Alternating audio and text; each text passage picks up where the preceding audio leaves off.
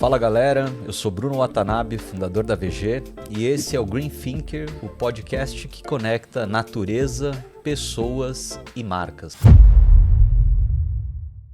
E hoje eu tô aqui com ele, o Darnon Álvares, da Zero Mais, que é uma empresa, uma startup no setor ESG focado na área da construção civil. Ele que é engenheiro civil aí com quase 40 anos de mercado. Seja muito bem-vindo, Darnon. Prazer ter você aqui com a gente. Obrigado, Bruno. Obrigado pelo convite. E vamos aí nos divertir com o verde, né? Bacana, cara. Acho que, aliás, essas nossas conversas no almoço, nas nossas reuniões, é muito do ponto que eu falei, poxa, vamos bater um papo ali, gravar esse conteúdo, porque eu acho que muito do que eu ouço com você é quase que uma aula, um aprendizado constante. Esses cabelos brancos aí não são à toa, né? E eu sou muito feliz e satisfeito quando eu estou aprendendo com pessoas que estão há tanto tempo executando, fazendo acontecer. E Darnon, poxa, me fala um pouco da sua história sobre esses quase 40 anos de mercado. Eu sei que você já vem aí de grandes empresas, foi executivo e agora está à frente de uma startup, mas vamos voltar ali para a história. Como é que começou esse negócio de engenheiro? O Bruno, aos 17 anos, desde que eu me formei no curso de estradas, eu estou na construção civil. Eu tinha desde criança o sonho de ser engenheiro. Eu queria construir pontes, viadutos e estradas, desde criança. Eu me formei em estradas e fui praticar. Eu não fiz vestibular, minha mãe ficou brava comigo, porque eu era um bom aluno e ela queria que eu engatasse direto à faculdade. E aí eu falei, não, eu quero entender do que eu me formei. E foi a melhor sacada, porque onde que você faz estrada, ponte e túnel, onde não tem estradas, onde não tem civilização. Eu fui pro trecho e fiquei em pensões, acordava à noite barata andando na gente, cidadezinha de 5 mil habitantes, lugares ermos, e ficava no meio da estrada, comia de marmita debaixo da árvore, carro passando, poeira. Eu vi que não era aquilo que eu queria, que aquele sonho de criança não era bem aquele. E aí eu redirecionei para a construção civil e imobiliária, e foi aí que eu fiz minha carreira. Aí eu fiz vestibular no ano seguinte e fiz engenharia civil em Belo Horizonte, na FUMEC, e formei em 1990. Poxa, que bacana. Eu não sabia que você era do setor de estradas, cara. A gente também atuou nessa área de infraestrutura e realmente estrada é para poucos, né? É um bicho completamente diferente, extremamente desafiador. Tem essa parte mais desafiadora que é você construir, mas a gente fazia muita parte de gestão. E eu vou te falar, cara, um dos setores mais difíceis, né, que tem no mercado. E aí você, obviamente, se formou. Como é que foi esse período aí de construção civil, esses quase, vamos falar o quê? Você falou quase 40 quase anos 40, aí. Né? Dezembro faço 40. Poxa, que legal. Bom, e aí eu já fui empreender pela primeira vez, pela segunda, porque durante a faculdade eu precisava trabalhar, mas nos finais de semana eu sempre fazia festas para arrecadar uma grana extra. Poxa, bom. Então já tinha as casas de espetáculos de Belo Horizonte, eu sempre fazia shows lá, e contratava, né, bandas e fazia festas para arrecadar. Então foi o meu primeiro empreendimento, né? Legal. Minha mãe fala, eu lembro pouco, mas quando criança eu gostava de vender picolé na porta dos estádios, lá na cidadezinha nossa, no interior de Minas. Então o primeiro dinheirinho meu foi vendendo picolé. E depois veio essa questão das festas, sempre tive essa questão de empreender, mas aí eu precisava trabalhar e aí eu precisei, minha esposa ficou grávida, aí eu precisei buscar um emprego. Aí eu vendi minha primeira empresinha, Poxa, sem lucro nenhum, só para passar para frente, para amigos.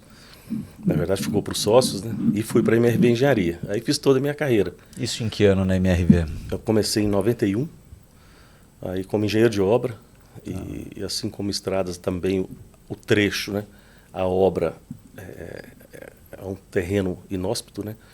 Eu costumo dizer, Bruno, que ou você está na poeira ou você está na lama. A diferença são 2 horas. Exato. Você passou aquele tempo na poeira, aquele barulho, aquele sol quente, poeira pura. Choveu, ficou na lama. 2 horas depois seca, poeira de novo. Então, realmente, a obra não é para qualquer um, né? Poxa, mas eu imagino que o começo ali da sua carreira na MRV, a própria MRV deveria estar também num começo também, né? Como é que foi esse início? Sim, a MRV, a gente fala hoje, a MRV é a maior da América Latina, terceira do mundo. A gente, né, constrói e entrega um apartamento, falo como se eu estivesse lá, né? Não, mas poxa, o coração não Mais de larga, 20 né? anos lá e aí a gente fala, a gente construía e entregava um apartamento a cada 3 minutos, né? Enquanto você faz um macarrão instantâneo, a gente entregava uma moradia, né? Que loucura. Eram mais de 40, chegamos a fazer e entregar 44 mil unidades em um ano. Então a nossa média era 40 mil por ano. Mas nessa época era uma pequena empresa de Belo Horizonte que só tinha poucas obras em Belo Horizonte. Então fui engenheiro de campo, depois... Imagino que você devia tratar direto com o Rubens lá, com os fundadores. Muito. O Rubens era o diretor da empresa, o proprietário, fundador, e o Homero Paiva, que era o braço direito dele, que me levou para lá. A gente se conheceu numa pós-graduação em qualidade e produtividade. Curiosamente, foi no ano que o Collor abriu para o mercado, né, internacional.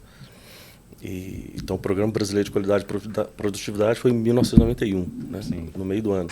A gente estava nessa pós. E aí ele me levou para a MRV, e aí veio essa história, a gente começou, depois eu fui para qualidade, controle, e depois fui empreender de novo. Aí 3 primos que queriam construir, estavam muito bem, primos do meu pai, e quiseram montar a construtora. E montaram e falaram, olha, você tem 25% para você vir ser um engenheiro e tocar a construtora. Eu fiquei 4 anos, depois eles queriam pivotar para o setor de concorrências públicas, que é um que não me atrai. Eu voltei para o interior, fui empreender de novo. Aí eu montei uma loja de materiais de construção e uma pequena construtora, eu e um sócio. Mas 2 anos no interior já bastaram. Deu para acalmar, né? Não Deu para faz descansar. sentido. Qualidade de vida não é lugar pequeno, não é lugar isolado. Qualidade de vida é quando você consegue empreender e ser feliz entregando aquilo que você sabe entregar. E eu paguei para ver, eu tinha 30 anos, mas a MRV sempre me chamando de volta. Quando foi abrir São Paulo, quando foi abrir Curitiba. Aí no terceiro convite para voltar para Belo Horizonte, aí eu voltei. E foi aí que começou essa última jornada. Você fez 2 pernas, então você começou ali no start e depois você fez a expansão. E aí a gente veio para o crescimento. Aí foi 2000, aí eu assumi toda essa área de suprimentos e foi interessante que o Rubens falou, o que você fez enquanto você esteve fora? Quando eu contei para ele, olha, lá no interior, na loja de materiais de construção, eu negociava tudo. Teve o pedreiro que tinha uma bicicleta velha, que só tinha o aro e os 2 pneus, nem freio tinha. E ele queria comprar azulejo para azulejar o banheiro dele. Eu troquei azulejo pela bicicleta velha, depois fui vender a bicicleta. Eu negociei de tudo. E ele tinha me chamado para engenharia de novo. Você não quer assumir suprimentos? Eu entendo que a área de suprimentos da construção civil é estratégica, não é visto assim, mas eu entendo que seja e gostaria de investir. Você não quer assumir diante da experiência? Ele falou, olha, se você confiar em mim, que eu sou capaz, eu encaro, eu topo. Aí, em 2000 tinha 3 pessoas, um analista e 2 assistentes, e a gente comprava 30 milhões por ano em negócios, né, de materiais. A gente foi expandindo e em 20 anos a gente chegou a 202 pessoas, atendendo 300 canteiros de obra em 207 cidades, em 24 estados do Brasil. Era um pagamento a fornecedores a cada 22 segundos, a média do ano. Meu Deus, não consigo nem imaginar. Era uma loucura, assim, era uma máquina de Você saiu de uma área de suprimentos aí de 30 milhões e levou a quanto? Em 2020, quando eu saí da MRV, a gente, já nos últimos 5 anos, a gente era acima de 2,3 bi. Você comprava 2,3 bi? Em materiais, serviços e equipamentos. Que loucura. Porque com o tempo o Rubens foi passando mais coisas para a gente. Era material, depois material e serviço, depois material, serviço e equipamento. Depois a parte de indiretos, plano de saúde, RH, cursos, pessoas, a gente negociava tudo. Então tudo passou, tudo que se comprava passava em suprimentos. Cara, que incrível. E muito do que a gente conversa, vocês tiveram que criar muita coisa ali, né? Porque eu imagino que a área de suprimentos 20 anos atrás não tinha padrão para nada. Não tinha também benchmark, modelo, referência para você literalmente se inspirar ou até copiar. Como é que foi essa construção da área de suprimentos? O Bruno, foi uma aventura. Uma aventura emocionante, porque a gente era desafiado o tempo inteiro, porque ainda, né, a construção civil é bem retrógrada, e a gente tinha que criar. E hoje, por exemplo, quando eu vejo uma construtora criar uma área de inovação, eu acho um desperdício, porque a gente não precisa inovar, a gente precisa levar as dores. Então a gente inovava com os fornecedores. Então quando a gente quis uma tinta à base de água, eu não fui tentar inventar uma tinta. Eu chamei a Suvinil e a Suvinil desenvolveu uma tinta à base de água. Quando a gente quis um metal de qualidade, porque não tinha, era aquela coisa com couro que apodrecia, a torneira pingava, a gente chamou a Docol. Tinha couro Couro, que loucura. O couro apodrecia e ficava pingando. E aí a gente desenvolveu com a Docol a linha, que foi a linha mais vendida. Pisos e azulejos. Você tinha modelos caros e a gente desenvolvia no interior de São Paulo com os pequenos fabricantes. Pisos e azulejos novos, com a nossa cara, com o nosso jeito, com os tons que mais agradam, né, a população de baixa renda, que era o nosso público principal. Então, tudo que se enxergava dentro de um apartamento, e até às vezes o que não enxergava, que o aço, a tela de aço, por exemplo, dentro da parede, a gente desenvolveu junto com a Gerdau. Então, a gente tinha que nos virar, como você disse, não tinha benchmark, e a gente foi virando benchmark. Né? Não, e vocês foram estruturando o mercado, né? Porque eu imagino, a ponto de uma das maiores empresas de tinta pararem para desenvolver uma solução para vocês. A gente estava até conversando um dia que você falou a complexidade que era para contratar um elevador, né? Porque a última coisa que eu ia pensar que elevador tinham padrões, né? E aí vocês tiveram que desenvolver, se eu não me engano, um dos menores elevadores em questão de altura. Me fala um pouco mais sobre isso. Esse foi um desafio interessante, porque os elevadores no mundo todo eram dimensionados para 20 andares. Então, quando você tinha prédios menores, eles cortavam e adaptavam. E a gente fazia 4 ou 5 andares só, então não tinha elevador. E pensando já, na época a gente nem se falava em SD, a gente pensava nessa questão do morador que comprava o 5º andar. Chegar com compra, com criança, aí fui ter filho, opa, se eu tivesse que levar acessibilidade também, acessibilidade, né? População envelhecendo. E a gente desafiou as 3 grandes marcas do Brasil para fazer um elevador novo que ficasse viável. Porque o elevador é muito caro, então a gente não tinha como colocar. Ninguém topou, mas 10 anos depois, a empresa chamada Otis é o sobrenome de um americano que inventou esse sistema de elevadores, esse freio que permite esse elevador atual. Todos os elevadores do mundo têm essa base. E essa empresa topou, falou, olha, nós vamos fazer esse projeto com vocês. E 10 meses aí a gente começou do zero, sentar na mesa, olha, vamos falar besteira, mas com a seguinte condição, esquece tudo que existe hoje. Falar besteira da época, hoje a gente chama de brainstorm, né? Isso aí. Aí a gente falou, olha, a gente quer uma caixa que transporta os idosos, crianças com compras do térreo ao 5º andar. Não pode chegar no 6º, senão encarece. É só até o 5º. E aí foi desenvolvido um motor novo, com polias novas, com toda uma concepção do zero. Papel em branco, vamos desenhar aqui. E foram 25 pessoas sentadas nessa mesa no primeiro dia. 10 meses depois a gente andou nesse elevador, lá em São Bernardo, aqui em São Paulo. E esse elevador, uma referência da época, um elevador que custava 156 mil, esse elevador passou a custar 64. Nossa. Então foi uma redução brutal e aí começou a viabilizar elevadores para prédios de 4 e 5 pavimentos. Isso mudou o mercado. Por isso que hoje você entende tudo de elevador, né? Elevador é o seu negócio. Mas quando a gente olha para a área de suprimento das construtoras, eu tenho a sensação de que a construção civil, ela obviamente é muito baseada em custo, muito baseada em redução, muito em espremer realmente ali, até porque as margens dela também já não são as maiores, e também existe um risco, que é o que a gente sempre fala, da inflação de preços, aumento de custos, etc., dos próprios fornecedores, que a gente tanto vê aí, aço, próprio concreto e bens de acabamento. Mas qual que é a sua visão hoje sobre as áreas de suprimento nas construtoras e até entendendo, você olhando talvez agora do outro lado, como um fornecedor das construtoras, como é que você vê a situação atual do mercado? Ô Bruno, essa pergunta é super bacana porque esse mercado vem mudando, né? Na época eu era o único diretor de suprimentos que tinha na construção civil. Hoje eu já vejo em várias outras consultoras, mas não vou te contar que a gente conta em duas mãos aqui os diretores de suprimentos que existem nas consultoras. É uma área super deixada de lado. A gente chega em construtora hoje, você pode perguntar onde é a pior sala do prédio? É lá que o suprimento está.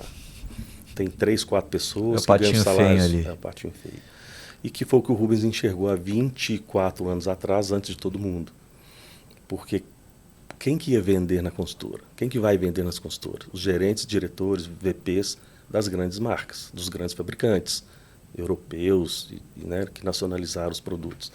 Então a briga era desigual. Vem um diretor super bem pago, encontra um analista né, com uma área pouco investida. Nas experiências que a gente vem medindo nos últimos anos, o investimento em suprimentos é de 40 a 50 vezes menor que na área de vendas. Que é uma coisa até natural a área de vendas ser mais investida, mas não pode ter essa discrepância. Então a gente está vendo a cada vez esse movimento mudar, os profissionais de suprimentos sendo valorizados. Porque a conta é simples. Num prédio de 100 milhões, 70 milhões passam, ou deveria passar, numa área de suprimentos bem estruturada. Mas aí não é só passar em suprimentos, porque a balança é, se passar em suprimentos e suprimentos não estiver bem estruturado, os fornecedores vão vender no preço que querem, na condição que quer, a quantidade que quer. Então, você tem que passar em suprimentos, mas nos suprimentos bem estruturados. Qualificado, né? Qualificado, com profissionais de ponta, executivos bem pagos. Nossos executivos na MRV eram bem pagos como os executivos de marketing, de vendas e todos os executivos. Né? E tinha uma premiação variável, porque o vendedor tem. O vendedor, se ele vender por 100, ele tem seus 5% de comissão. Se ele vender por 120, ele ganha mais. Se ele vender por 150, ele ganha muito mais. Quem está lá comprando salário de 3, 4 mil reais, se ele comprar por 100, ele ganha 4 mil reais. Se ele comprar por 120, ele ganha 4 mil reais. E se ele comprar por 150, ele ganha 4 mil reais no final do mês. Então a briga é desigual. Perfeito. Então, o que a gente fez foi subir o nível do nosso time, aí trazendo engenheiros, advogados, pessoas que têm, nem sempre eram exímios negociadores, e aí nisso a gente desenvolveu um curso de treinamento e negociação estratégica para nivelar esse time. E aí a briga ficou igual. E tinha remuneração variável. Teve meses que executivos nossos de suprimentos ganhavam, teve ano que suprimentos ganhavam mais que diretores de outras áreas. Poxa. E isso, eu lembro do CEO falar, olha, está gerando uma convulsão aqui. Falei, que bom. Que bom. Porque é medido, a gente media mensalmente. Você diminui ali o CMV, o CSP da obra, automaticamente você aumentava o lucro da companhia. Exato. Então você estava interferindo direto. Olha, esse número é interessante, Bruno, olha só. Você aumentar o lucro da empresa em 50%, você pode vender 50% a mais ou vender 50% mais caro. Mas isso é quase impossível, especialmente Minha Casa Minha Vida, porque o teto já é definido pela Caixa Econômica Federal. E o mercado define o preço de venda. Qual que é a diferença? É na compra.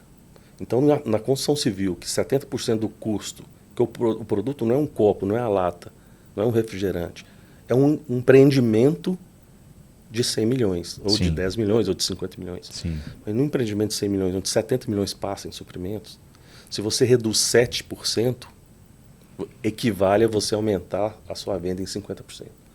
A gente mostra essa conta para os CEOs das consultoras, que é quando eles contratam a nossa outra empresa. O que eu acho mais legal, Darnon, quando a gente conversa sobre esse assunto na área de suprimentos, é porque, de fato, quando você não tem a qualificação do outro lado, basicamente, qual que é a regra? Vai espremer fornecedor, baixa o custo e traz o resultado. E a gente conversa muito sobre o conceito da sustentabilidade, que é o que eu não posso matar meu fornecedor, porque senão eu quebro toda uma cadeia de suprimentos, né? E você pensa literalmente em inovação, você pensa fora da caixa, você fala assim, poxa, como é que eu otimizo o recurso? E que é aí que vem a Zero Mais, né? Que vem muito mais de você criar valor, gerar riqueza, ao invés de matar o prestador, o fornecedor, a empresa parceira. Me fala um pouco mais qual que é o conceito da Zero nesse sentido. Bruno, olha que interessante. Então, quando eu saí da MRV e fundei a ETR, a gente reestrutura as áreas de suprimentos com base em 8 indicadores que a gente desenvolveu ao longo desses 20 anos. A gente media isso, especialmente de 2007 a 2020, foram 13 anos medindo mensalmente, que foi quando a MRV abriu capital, né? Então a gente media tudo. E Vamos acortar aqui que eu perdi aqui. Não, vambora. Vambora. Que daí você está estruturando o racional da ETR de redução. Para chegar na zero. Para chegar na zero. Porque a ETR hoje é uma consultoria que você tem, que você entra dentro da área de suprimentos, que você ajuda a organizar, e disso que surgiu a ideia da Zero, entendendo a dor ali do setor. Faz sentido? Faz todo sentido. Então, quando a gente fundou a ETR, a gente foi para dentro das construtoras, a gente viu essa carência que eu comentei agora há pouco. As construtoras não investem na área de suprimentos como deveriam, e os fornecedores chegam e deitam e rolam. Com isso, quando a gente foi estruturando essas áreas, a gente via que os suprimentos dessas construtoras não faziam coisas corriqueiras para a gente, que a gente fazia há 20 anos atrás. Por exemplo, a gente tinha uma terraplenagem para fazer de 2 milhões em Guarulhos, que era um buraco que a gente tinha que trazer terra e para fazer essa terraplenagem, trazer no nível da avenida. E a gente saiu no entorno, em Guarulhos, encontramos uma empresa que estava levando no Botafora a 20 quilômetros, e a gente estava a 5 quilômetros dessa obra deles. Falou, olha, você não quer jogar sua terra lá no nosso terreno? Então a gente preciso fechar esse buraco, você tem a terra e você está pagando a logística para levar isso embora. E ainda agredindo o meio ambiente, né? Porque um Botafora, Bruno, esse é um ponto que precisa começar a ser falado. Um Botafora autorizado, ele é autorizado porque alguém pagou, mas está agredindo o meio ambiente naquela região. O solo, a drenagem, a água, o lençol freático. A única diferença dessa agressão para o descarte irregular é que alguém pagou e conseguiu uma autorização para aquele terreno. Então isso é uma estupidez que a gente precisa começar a parar. Porque aí a Zero enxergou isso. Pô, eu tenho terra para tirar, eu preciso receber terra. A gente criou conexões. Então, na MRV a gente fazia, que a gente tinha muita obra. Como eu te falei, a gente chegou a ter 300 canteiros simultaneamente. E a gente cruzava um com o outro. Mas nem sempre conseguia por causa do timing. Uma obra está começando, essa terra vai sair, mas só vai sair daqui a 6 meses. Não dá para esperar 6 meses, fica mais caro. Uma obra custa aí em torno de 150 mil em média. Tem obras menores de 100, obras maiores de 200, mas um custo fixo de uma obra é 150 mil. 6 meses vai dar 900 mil reais. Não dá para esperar. Então você acaba comprando a jazida ou julgando um Botafora. Mas quando você cria várias conexões, e esse é o primeiro propósito da Zero, tem vários interesses. Então se eu tenho 300, aí é a matemática, né? Jogando a favor. Sim. Se eu tenho, hoje nesse momento, São Paulo tem 656 obras de construção civil começando. Iniciando. Está na plataforma da Zero. São 656 conexões possíveis. Uma construtora só, às vezes, tem 1, 2, 3 simultâneas. Perfeito. A própria MRV em São Paulo tem 3. Se a gente tem 656, nós vamos achar terra para todo mundo e ninguém vai contaminar o meio ambiente. Poxa, então vamos lá. Só para a gente organizar essa ideia aqui e ver se eu entendi o conceito. A Zero ela faz um conceito de matchmaker, né? Quase como se fosse um conceito do Tinder, digamos assim. É o Tinder ali do resíduo. Você está falando que a construção civil, você tem 650 de um lado, que ela está construindo, aliás, o total, né? 650 no total. E dentro desse período você tem alguns que estão fazendo a terraplanagem querendo tirar, e no outro lado, alguns estão querendo receber esse resíduo que é o solo. Esse é o conceito inicial. Esse é o conceito. Isso se estende às plantas, às árvores. A gente vê muitas vezes, você vai começar uma obra, saiu o alvará, começa a obra. Tem plantas, às vezes tem palmeiras, tem plantas, árvores frutíferas. Tem ativos, né? Ativos, e que hoje é jogado fora. Passa trator em cima de tudo, porque a obra precisa começar, com o alvará saiu, já está vendida a obra, toca o pau, né? A expressão é toca o pau. Exato. E aí mata-se plantas. Ironicamente, no final, a gente que é de suprimentos é demandado no final da obra para comprar plantas, para colocar no empreendimento. Incrível. Então, assim, é um desperdício. E a Zero positivo vem nesse sentido. Zero, de buscar zerar o impacto ambiental, nem sempre dá para zerar, quase nunca dá para zerar, mas dá para tender a zero e transformar o que é passivo, que paga-se para destruir as árvores, paga-se para jogar terra no meio ambiente, e a gente transforma isso em dinheiro. Então, nesse caso de Guarulhos que eu falei, em 30 dias a gente conseguiu economizar 800 mil reais na terraplenagem. De uma terraplenagem de 2 milhões, ela custou 1.200. porque 800 a gente conseguiu. E se a gente tivesse mais tempo, teria zerado essa conta. Então, buscar zerar o impacto e transformar passivo em ativo. E eu tô até agora falando zero mais, é zero positivo, né? Ou pode ser zero mais pode, também. Tem um apelido mais aí no meio, né? Mas legal. Ô Darnon, dentro desse cenário existem alguns números da sustentabilidade, alguns números dentro da Zero. Até, Vini, se quiser colocar aqui na tela, porque eu acho que é interessante a gente conseguir tangibilizar o quanto que a construção civil hoje ela é impactante no tema da sustentabilidade. Então, muitas vezes a gente fala do carro, a combustão, a gente fala das emissões da energia, mas no final do dia, quem está consumindo toda essa energia, obviamente, são vários setores, e pelo que eu vejo, muito do que a gente tem estudado, 40% dessa 44% da energia produzida no Brasil vai para a construção civil. Para a cadeia da construção. Cara, isso é um setor curva A, digamos assim, né? Praticamente um dos principais. Me fala um pouco mais desses números aí para a gente tentar tangibilizar e entender o quanto que a Zero ela tem um poder de impacto num setor que talvez é um dos motores do Brasil. Dos grandes PIBs do Brasil, né? Construção civil, geradores de emprego. O Bruno, olha que números interessantes. Esses números são da CEBIC, né? Que é a Câmara Brasileira da Indústria da Construção, que envolve, além de construtoras, a indústria também. E são números impressionantes, realmente é uma cadeia que está... É um cenário que está cada vez mais insustentável, né? 75% do consumo de recursos naturais do Brasil vem da construção civil. Então ali estou falando de pedra, areia, todos os minerais para cimento, argila, ferro, cimento, né? Talvez um pouco do minério aço, de ferro. Alumínio, né? A bauxita, impressionante. Que faz o Quando alumínio. a gente para pensar, é puro mineral, né? Puro minério ali. A indústria cerâmica, né? Que são argilas, combinações de argilas. Exato. Na massa branca, na massa vermelha, normalmente é 2 tipos só, mas também é extraído da natureza. O próprio cimento, né, que vem do clinker, e o clinker é argila, né, é processado.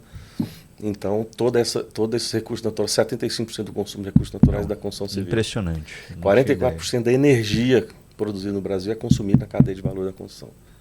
Então, nessa crise energética, a gente tem que estar atentos, né? 40% de todo o resíduo gerado pela atividade humana provém da cadeia da construção civil. Esse é um ponto que eu acho que é interessante, né? A quantidade de resíduo que a construção ela gera, ela é impressionante. Se a gente não cuidar, não tem aterro suficiente, não vai ter aterro. Né? Aqui, olha, os aterros sanitários do Brasil são capazes de absorver apenas 50% de todos os resíduos gerados na construção. Se pegar todos os aterros no Brasil, toda cidade tem pelo menos um, consegue absorver apenas 50% do resíduo da construção. E a ironia, Bruno, é que o resíduo da construção ele pode ser um ativo. Ponta de ferro, hoje as cooperativas têm feito bons trabalhos nesse sentido. Logística reversa também, timidamente, tem feito alguma coisa.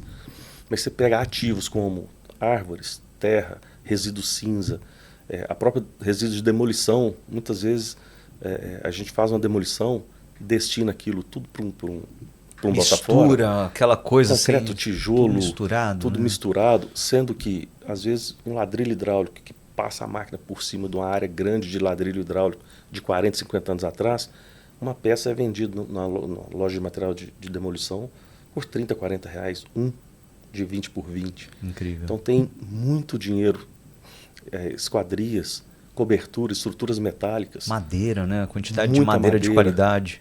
Os portais antigamente eram maciços e hoje você faz várias portas daquele material. Já teve casos de vitrais que você destina, você mostra que tem aquele material disponível. Teve um caso de um vitral de uma igreja que a gente demoliu que o cara pagou 30 mil reais nesse vitral. Maravilhoso. Mas e se demora mais uma semana, o trator ia passar por cima e ia contaminar o meio ambiente. Agora, tudo isso acontece porque, de fato, a construção civil e a incorporação, elas estão ali, talvez, numa faixa de Gaza, digamos assim, do mercado, porque a incorporadora, que no caso seria o dono do terreno, o dono o conceito do imóvel, né, o landing bank que a gente fala, ele fica quanto tempo ali parado entre documentações, estruturações, projeto, produto? Eu imagino que você tem uma janela aqui que ela é ineficiente e automaticamente você tem aí uma pressa para se iniciar quando tudo isso libera. Eu estou falando de uma janela de quanto tempo no total, Danão? Bruno, em média, mercado, de 3 a 6 anos o terreno está dentro da construtora. E essa é uma das grandes ironias. Quando fala, saiu o alvará, começa a obra, esse terreno está ali há 3, 4 anos. Parado. E as providências sendo tomadas em banho-maria, vamos dizer assim, se não esquecidas. E quando alguém lembra que lançou, vendeu, tem que começar, é uma correria. Não dá tempo mais. Aí essa correria custa caro. Aí não dá para esperar transplantar as plantas. Tem que cortar a árvore, literalmente, cortar, aí paga fora, lá o DEPAV, né? Você faz aquele processo de compensação ambiental. Faz compensação ambiental, porque aí você extrai lá, teve um caso que a gente viu de 265 árvores, aí você vai pagar uma fortuna para suprimi-las e vai virar lixo, vai virar lenha, né? É um processo de ignorância mesmo, né? Porque se a gente for pensar, além de você ter toda a questão ambiental, você tem dinheiro ali, que é um ativo, que são as árvores. Árvores, às vezes, com anos, a grande maioria, né? Imagino aí árvores com 10, 20, 30, 40 anos, se não tiver uma centenária ali perdida no meio do caminho. Você tem toda uma questão de resíduos e materiais que poderiam ser reaproveitados. No final do dia, a Zero vem fazendo toda essa gestão desse ativo? Esse é o grande propósito da Zero. Poupar essas árvores, destinar corretamente os resíduos de demolição, os resíduos cinza, que tem valor, porque quando você usa um resíduo cinza para reprocessar e fazer o próprio bloco, né, que grande maioria das obras ainda de alvenaria autoportante são blocos de concreto, você deixa de buscar argila para fazer cimento, e deixar de agredir uma jazida de calcário, porque o pó de pedra e o cimento que vem da argila e o pó de pedra que vem da brita estão no resíduo cinza. Você reprocessa e refaz o traço, você deixa de agredir o meio ambiente e gera um produto que você mesmo vai consumir. Perfeito. Você ganha 2 vezes. E no caso da terra nem se fala, né? Porque muita terra desperdiçada. Você tem camadas do solo, né? Tipos de terra, camada vegetal que tem seu valor, uma argila, um saibro. Toda a terra, cada uma delas tem sua utilidade, sua serventia para alguém. Mas por pressa, normalmente, por falta de planejamento ou por pressa, é a questão sempre o timing errado. O timing faz ativo virar passivo. E aí gasta-se dinheiro onde podia se fazer dinheiro. Então a Zero vem fazer as conexões, de novo, na probabilidade de todas as construtoras nessa plataforma terem acesso e a gente conecta os interesses comuns. Perfeito, perfeito.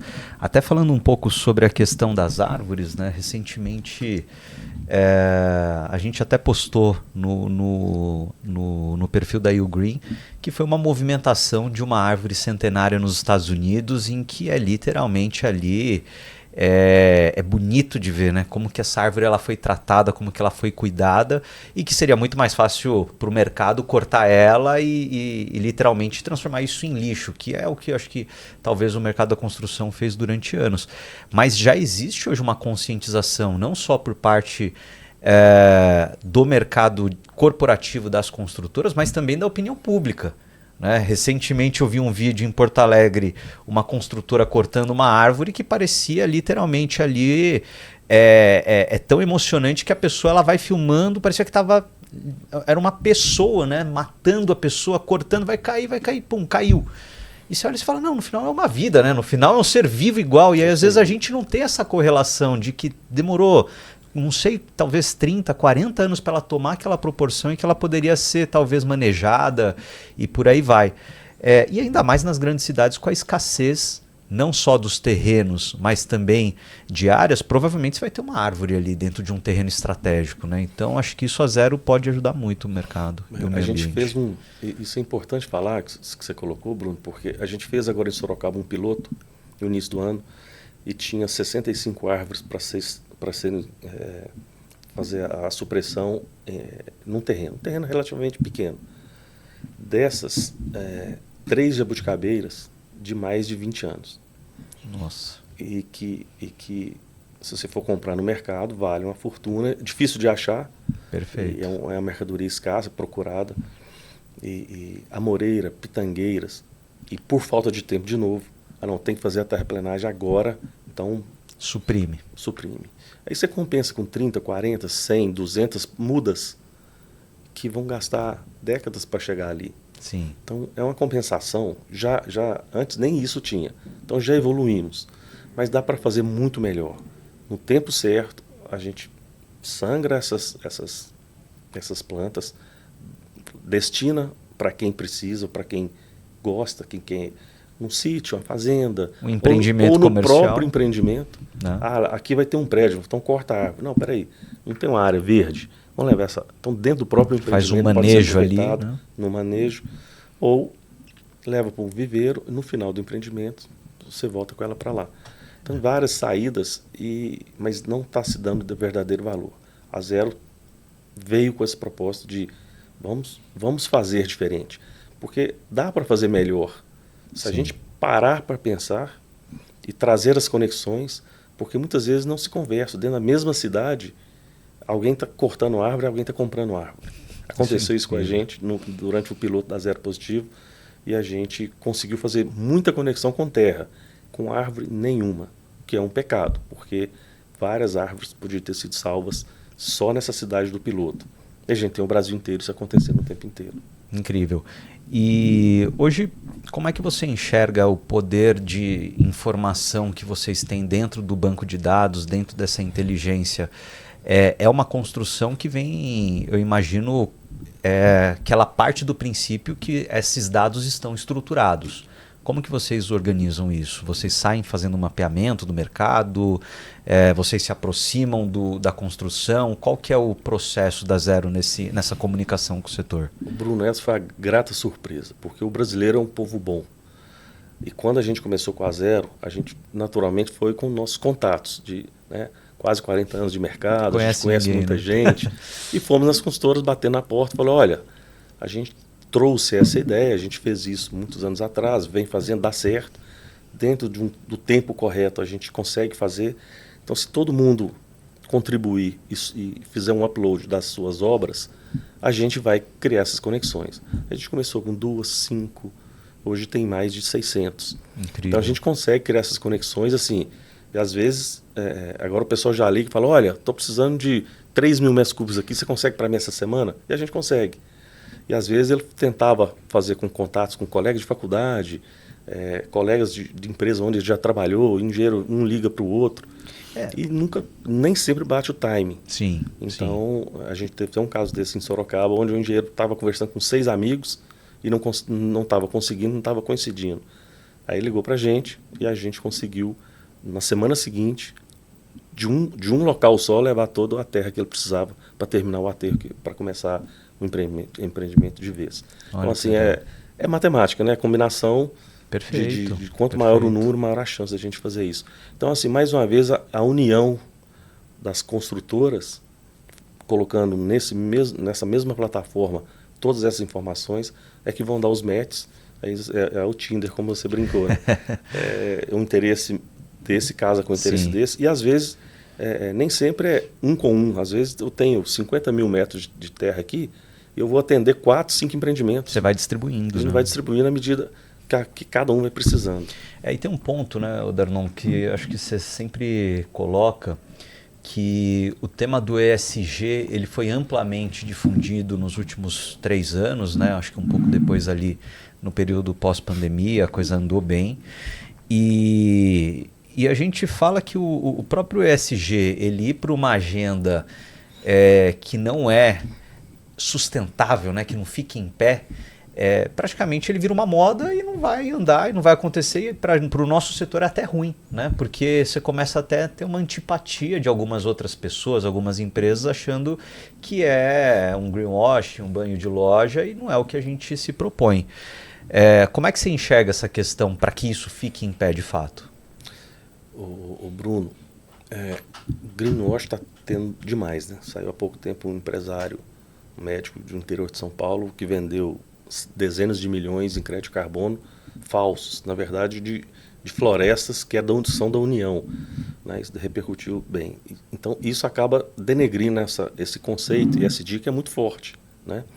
Eu tenho o prazer de ser mentorado hoje pelo Carlos Takahashi, que é o chairman da BlackRock, né?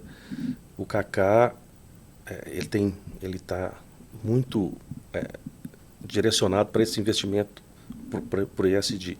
Então ele falou, a BlackRock só investe agora em quem leva a sério, quem faz direito ESG. E ele usa uma expressão que é assim, o capital quer. Quando as pessoas querem, as empresas querem, às vezes dá certo, às vezes não.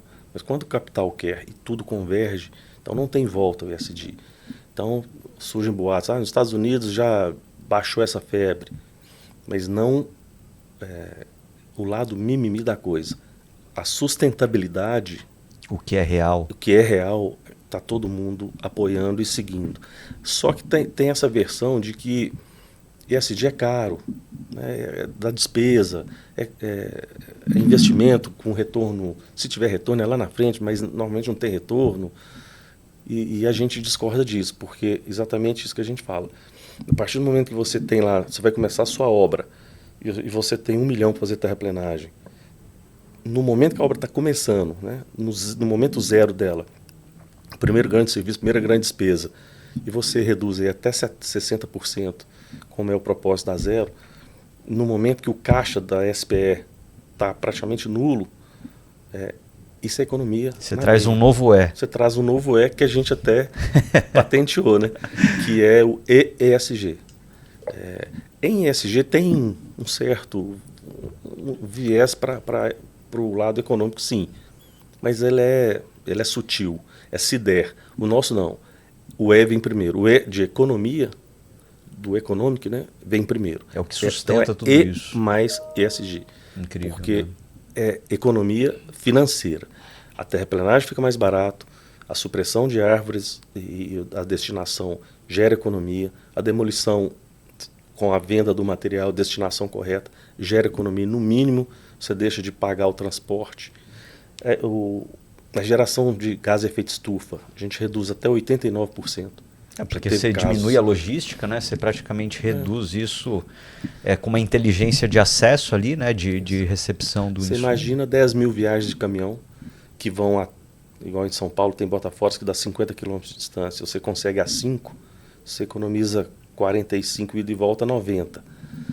90 viagens, 90 quilômetros a 10 mil viagens, nós estamos falando de 900 mil quilômetros.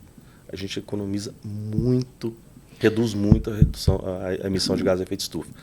Esse modelo em Sorocaba do piloto foi 89% de redução de gás de efeito estufa. Olha só, esse aconteceu no piloto. Estava a 14,5 km de distância da destinação. A obra para o Botafora. E a gente conseguiu, através da conexão da plataforma da Zero, uma obra que precisava dessa terra a 1,4 quilômetros. Do lado, vizinho. Os caras não se E eles não se conheciam, não conversavam, não sabiam. E quando todo mundo fez o upload, a inteligência da plataforma, e ela busca por localização e por tempo. Aí foi curioso que teve uma obra que pela Raposo dava 8 km, a outra dava 5, um outro caso, e a de 8 era mais viável porque o trânsito era fluido pela Raposo Tavares, a outra era mais central, caminhão carregado arranca, gasta mais combustível. A plataforma enxerga isso e destinou a uma distância maior, mas num prazo curto menor, um consumo de combustível menor. Então isso também viabiliza. Então tem várias formas, dá para fazer certo. Se todo mundo contribuir, todo mundo ganha. Ganha a consultora A, ganha a consultora B e ganha o planeta. Incrível, Darnon. Parabéns. Baita projeto. As primeiras vezes que a gente conversou e ouvi um pouco mais e entendi, eu falei, é algo que realmente o mercado precisa, e quando tem todo esse histórico, toda essa experiência por trás, eu não tenho dúvida que vocês vão conseguir deixar esse ovo em pé. E até caminhando agora até para um final, Darnon, me fala um pouco para onde que você vê o futuro da construção civil. Você que acompanhou aí esses quase 40 anos, como serão os próximos 40, né? O Bruno, se tem uma profissão que eu não me daria bem é em futurologia. Sabe? Não dá para prever. E assim, até porque a construção civil ela continua colocando tijolo sobre tijolo, continua colando figurinha, né, que a gente fala no álbum, colocando azulejo na parede, piso 40 por 40 no piso, né? E ainda virando massa, subindo. A construção no Brasil é muito suja, né? Ela é ainda muita muito poeira, arcaica, muito né? arcaica. E tem algumas evoluções, a própria MRV com a forma de alumínio, parede de concreto, mas aí a estrutura anda rápido, depois você vem colando a figurinha de novo, pintando de novo com um rolinho de resíduo pra parede, caramba no corte ali. sempre resíduo, gesso, ainda muito sujo, o gesso contamina muito, então tem que destinar correto. Então, nos últimos 100 anos evoluiu muito pouco. Temos visto movimentos bons. A Aleia, do Grupo Tenda, já montou uma fábrica em Jaguariúna, que já faz muita coisa, já leva quase tudo pronto. Praticamente monta a casa, já leva a casa quase pronta e monta. A MRV, como eu falei, forma de alumínio, parede de concreto. Drywall tem perdido o preconceito um pouco. Steel frame, wood frame. Então estão surgindo soluções.